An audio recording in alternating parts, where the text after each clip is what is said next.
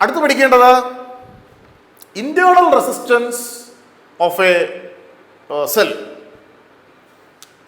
Internal resistance.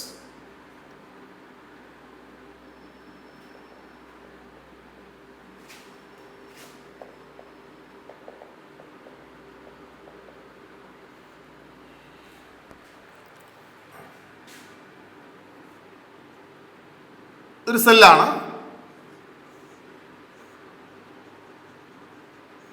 സെല്ലിലേക്ക് ഒരു resistance connect ചെയ്യും.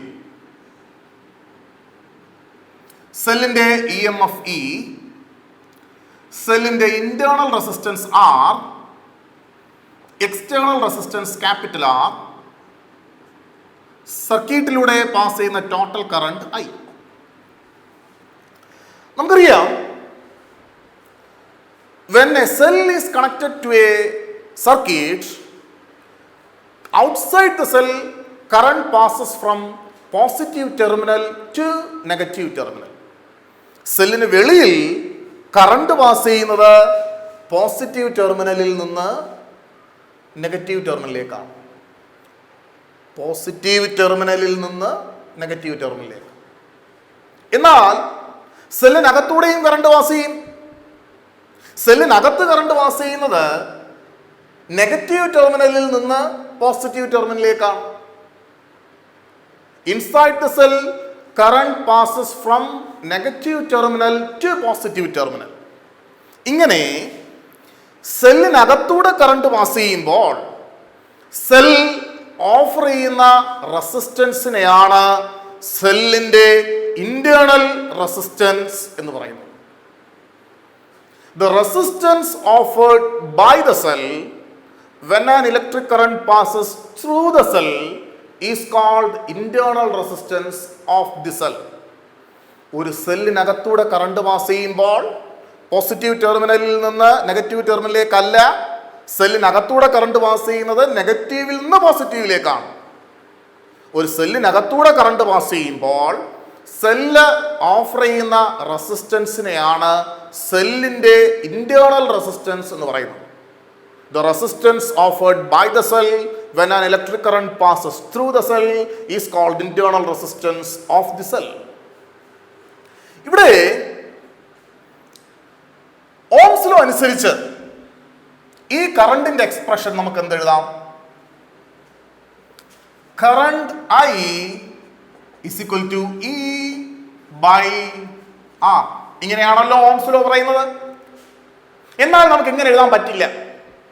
കാരണം നമ്മുടെ സർക്യൂട്ടിൽ എക്സ്റ്റേണൽ റെസിസ്റ്റൻസ് മാത്രമല്ല ഉള്ളത്, ഒരു ഇന്റേണൽ റെസിസ്റ്റൻസ് കൂടെയുണ്ട്. അതാണ് സ്മോൾ r.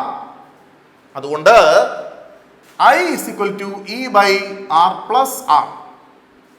ഞാനിവിടെ പറയാൻ ആഗ്രഹിക്കുന്നത്, സർക്യൂട്ടിലൂടെ പാസ് ചെയ്യുന്ന കറണ്ട് എക്സ്റ്റേണൽ റെസിസ്റ്ററിനെ മാത്രമല്ല ഡിപ്പെൻഡ് ചെയ്യുന്നത്, സെല്ലിന്റെ ഇന്റേണൽ റെസിസ്റ്റൻസിനെയും ഡിപ്പെൻഡ് ചെയ്യും.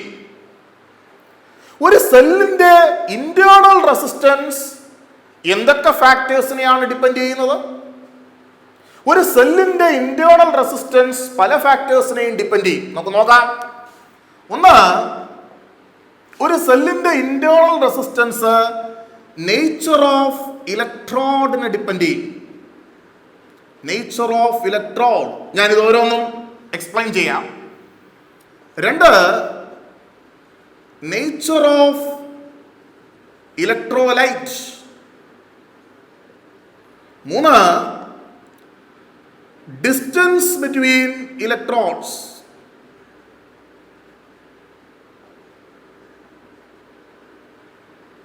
നാല്, സർഫസ് ഏരിയ ഓഫ് ഇലക്ട്രോഡ്സ്. അഞ്ച്, ടെമ്പറേച്ചർ.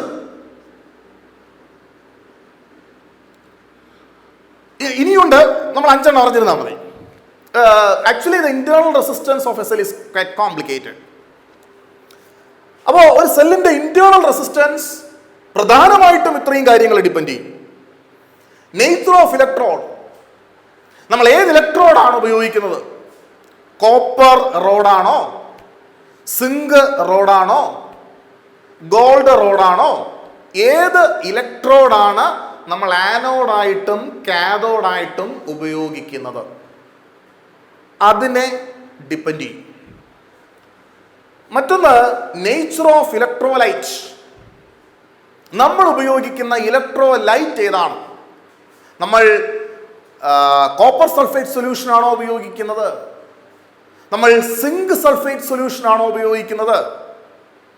നമ്മൾ ഉപയോഗിക്കുന്ന ഇലക്ട്രോലൈറ്റിന്റെ കോൺസെൻട്രേഷൻ, കോപ്പർ സൾഫേറ്റിന്റെ കോൺസെൻട്രേഷൻ, സിങ്ക് സൾഫേറ്റിന്റെ കോൺസെൻട്രേഷൻ, ഇങ്ങനെയുള്ള കാര്യങ്ങളെ ഡിപ്പെൻഡ് ചെയ്യും. മൂന്നാമതായിട്ട് ഡിസ്റ്റൻസ് ബിറ്റ്വീൻ ഇലക്ട്രോഡ്സ്. ആനോഡും കാഥോഡും തമ്മിലുള്ള ഡിസ്റ്റൻസ് നമുക്കറിയാം. ആനോഡും കാഥോഡും തമ്മിലുള്ള ഡിസ്റ്റൻസ് കൂടുന്നതിനനുസരിച്ച് റെസിസ്റ്റൻസ് കൂടും. കാരണം സർക്യൂട്ടിന്റെ ലെങ്ത് കൂടുകയാണ്. ഡിസ്റ്റൻസ് കൂടുന്നതിനനുസരിച്ച് റെസിസ്റ്റൻസ് കൂടും. നാലാമതായിട്ട് സർഫസ് ഏരിയ ഓഫ് ഇലക്ട്രോഡ്സ്. ഇലക്ട്രോഡ്സിന്റെ സർഫസ് ഏരിയ നമുക്കറിയാം. സർഫസ് ഏരിയ കൂടുന്നതിനനുസരിച്ച് റെസിസ്റ്റൻസ് കുറയും. അഞ്ചാമതായിട്ട് ടെമ്പറേച്ചർ. ഞാൻ നേരത്തെ പറഞ്ഞതാണ്, ടെമ്പറേച്ചർ കൂടുമ്പോൾ കണ്ടക്ടേഴ്സിന്റെ കേസിൽ റെസിസ്റ്റൻസ് കൂടും, സെമി കണ്ടക്ടേഴ്സിന്റെ കേസിൽ റെസിസ്റ്റൻസ് കുറയും. പിന്നെ ഇലക്ട്രോലൈറ്റ്സിന്റെ കേസിൽ അതിന്റെ കോൺസെൻട്രേഷൻ ഡിപ്പെൻഡ് ചെയ്യും, ഒക്കെ അറിയും. അപ്പോൾ ഇത്രയും കാര്യങ്ങളെയാണ് ഒരു സെല്ലിന്റെ ഇന്റേണൽ റെസിസ്റ്റൻസ് ഡിപ്പെൻഡ് ചെയ്യുന്നത്. Nature of electron, nature of electrolyte, distance between electrodes, surface area of electrodes and temperature. ഞാൻ വീണ്ടും തിരിച്ചതിലേക്ക് വരാം.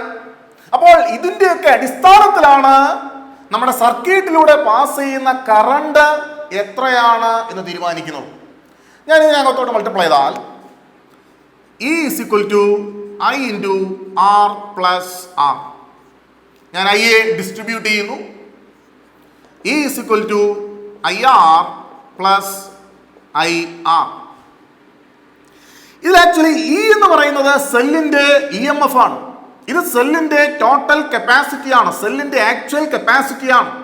EMF is equal to IR.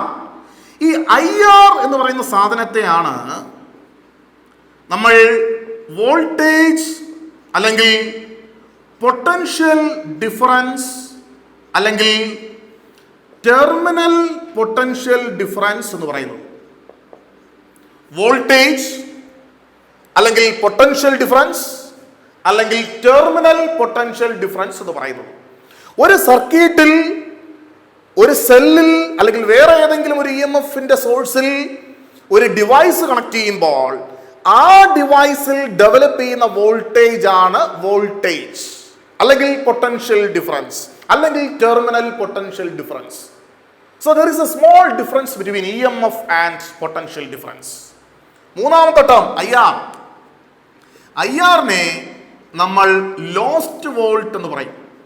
IR C I into small r, ഇതിനെയാണ് ലോസ്റ്റ് വോൾട്ട് എന്ന് പറയുന്നത്. കാരണം ഈ small r എന്ന് പറയുന്നത് സെല്ലിനകത്തുള്ള ഇന്റേണൽ റെസിസ്റ്റൻസ് കാരണം സെല്ലിനകത്തുണ്ടാകുന്ന വോൾട്ടേജ് ഡ്രോപ്പാണ്. അതുകൊണ്ട് നമുക്ക് പ്രയോജനമില്ല, അത് സെല്ലിനകത്ത് നഷ്ടപ്പെടുകയാണ്. അതുകൊണ്ട് എത്രത്തോളം ലോസ്റ്റ് വോൾട്ട് കുറഞ്ഞിരിക്കാമോ അത്രത്തോളം നല്ലതാണ്. എന്ന് പറഞ്ഞാൽ സെല്ലിന്റെ ഇന്റേണൽ റെസിസ്റ്റൻസ് എത്രത്തോളം കുറഞ്ഞിരിക്കുന്നോ അത്രത്തോളം നല്ലതാണ്.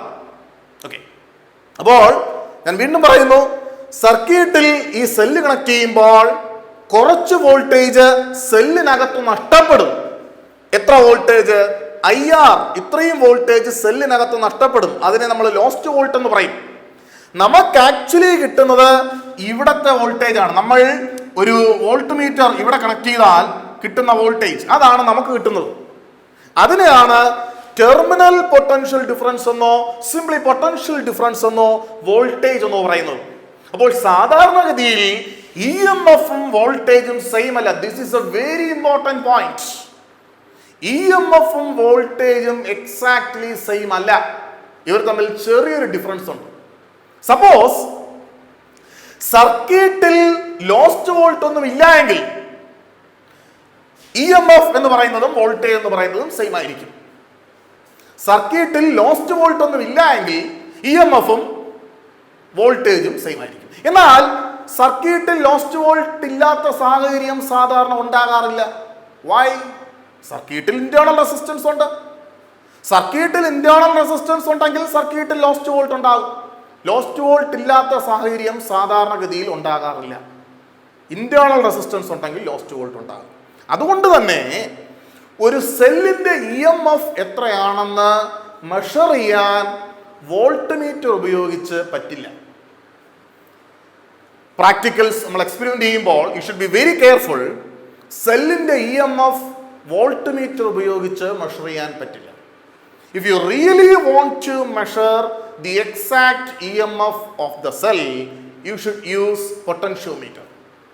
നമ്മൾ എക്സാക്ട് ഇ എം എഫ് നിങ്ങൾക്ക് അറിയണമെങ്കിൽ പൊട്ടൻഷ്യോമീറ്റർ എന്ന് പറയുന്ന വേറൊരു ഡിവൈസ് നമ്മൾ ഉപയോഗിക്കണം. നമുക്ക് അതിനെക്കുറിച്ച് അടുത്ത ക്ലാസ്സിൽ സംസാരിക്കും. അപ്പോൾ പൊട്ടൻഷ്യോമീറ്റർ എന്ന് പറയുന്ന ഡിവൈസ് ഉപയോഗിച്ചാൽ മാത്രമേ സെല്ലിൻ്റെ എക്സാക്ട് ഇ എം എഫ് നമുക്കറിയാനായിട്ട് സാധിക്കുകയുള്ളൂ. അപ്പോൾ ഈ കാര്യം ഓർത്തിരിക്കുക. ഇ എം എഫ് എന്ന് പറയുന്നത് ലോസ്റ്റ് വോൾട്ടിൻ്റെയും വോൾട്ടേജിൻ്റെയും സമ്മാണ്. ഈ വോൾട്ടേജിനെയാണ് നമ്മൾ പൊട്ടൻഷ്യൽ ഡിഫറൻസ് എന്നോ ടെർമിനൽ പൊട്ടൻഷ്യൽ ഡിഫറൻസ് എന്നോ പറയുന്നത്.